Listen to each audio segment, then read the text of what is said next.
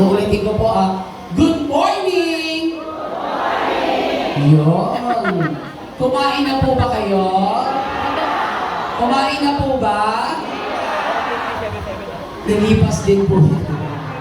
Magandang umaga po sa inyong lahat. Sadyang napakapalad po nating mga taga-Zone 38. Bakit? Sapagkat ang ating pungsona ang isa po sa napili ng ating minamahal. Palakpakan po natin unang ginang Luis Araneta Marcos para po magpagkalooban tayo ng bigas na biyayang ito. Kaya palakpakan naman po natin ng malakas ang ating pong minamahal na unang ginang Luis Araneta Marcos. Excited na po ba kayo makita mamaya si First Lady? Sino na po ang nakakita ko First Lady ng harapan? Sino po? Wala pa. So, lahat po tayo dito, first time po natin makikita. Isang malaking karangalan at pagkakataon, di ba?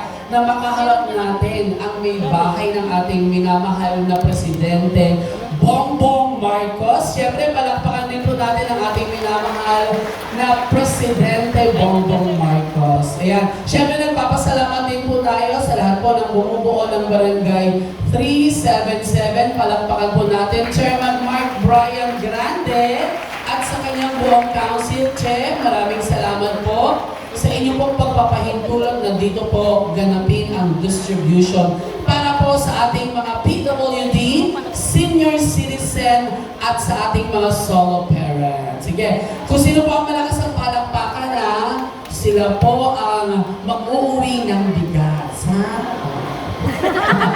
Magpalakpakan ang mga PWD! Ang mga solo parent! Ang mga lolo at lola, senior citizen! Yun! Teka! Nainom nyo na ba ang maintenance? Hindi pa? Mamaya na lang after lunch na.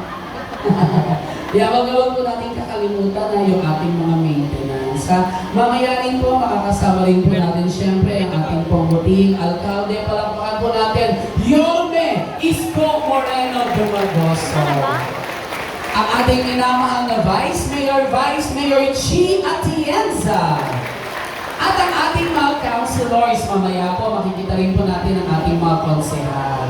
Yan, excited na po ba kayo? Mami, ikaw excited ka na ba? Kumain ka na? Parang hindi pa. Parang gutom pa si Mami. Ayan. So, lahat po ba ay nag-register bago po pumasok dito po sa loob ng court? Nag-register naman po ang lahat.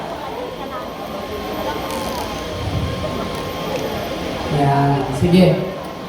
Nakikita ko na po. Palakpakan po natin ang ating naging isang Yorme Isko Moreno Dumagoso. At syempre ang ating buting Vice Mayor Chi Atienza.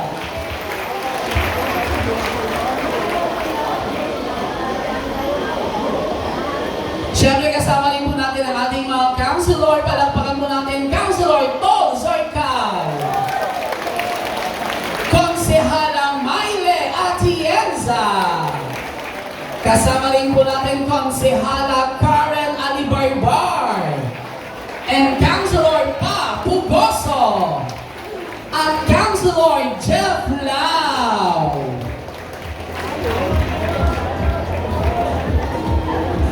Sadyang napakapalad po natin, no? Siyempre, minsan lang po mangyari ang mga ganitong pagkakataon na makasama po natin ang ating minamahal na alkalde, busy alkalde at ang ating mga councilor plus ang ating pong unang ginang Luis Araneta Marcos.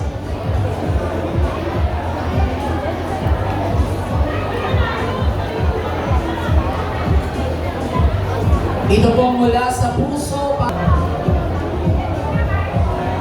Ang mga ganitong programa po dapat ay palagi po natin ipinagpapasalamat sa ating Panginoon. No? Sapagkat ang programa po ng pamahalaan para makasigurong tayong lahat ay may sapat na pagkain mula sa kadiwa, 20 pesos na bigas at ngayon, ang Local Government Support Fund o karagdagang pondo para sa mga LGU, ito po ang libreng bigas. Ito po ang mula sa puso para sa pamilya na handog sa atin po ng ating unang ginang Luis Araneta Marcos. Sapagat alam naman natin lahat, ang bigat ng epekto ng krisis sa presyo ng gasolina at pagkain. At yan po ang palaging prioridad at ang laging naiintindihan ng ating puting Pangulo Bongbong Marcos at ng ating unang ginang Luis Araneta Marcos. Kaya po pala...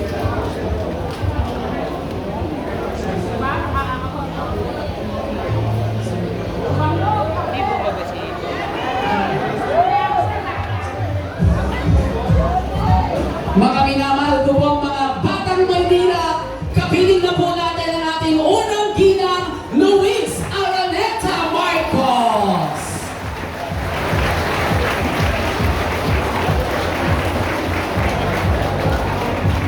Muli po isang malakas na palakpakan para po sa ating First Lady Luis Araneta Marcos.